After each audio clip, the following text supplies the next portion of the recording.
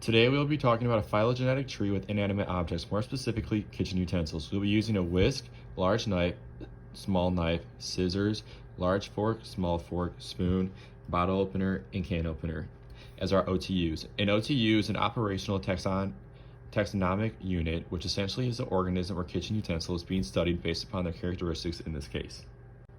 First up, we're going to go through a little walkthrough of how this phylogenetic tree came to be. Here we have all 9 objects. The blue whisk is different than the rest due to not having any metal. Due to this, the whisk will be the outgroup and most recent common ancestor of all the OTUs represented in the tree. Also, the whisk roots the tree due to being the outgroup, meaning the whisk is known to have diverged much earlier than the other OTUs, which roots the tree and represents a shared common ancestor between the OTUs. This is a rooted tree, meaning we know the distance between the OTUs and the order of divergence can be inferred by comparing to the outgroup.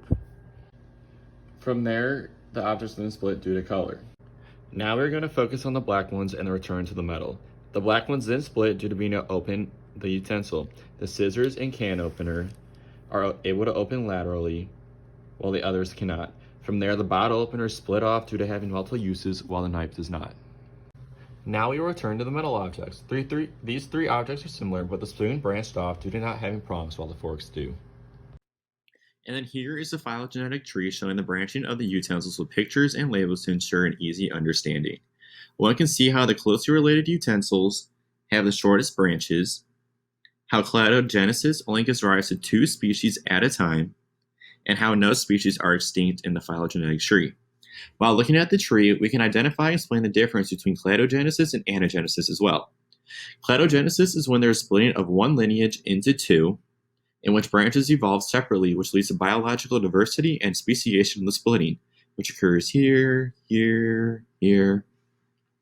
On the other hand, anagenesis is an evolution within a lineage over time and is speciation without splitting, which occurs in these areas. We can also identify the internal nodes on the tree as well. These are the internal nodes, which are right before the split, which represents the common ancestor in the following branches and the most recent common ancestor shared between the species. And here's my source. Thank you.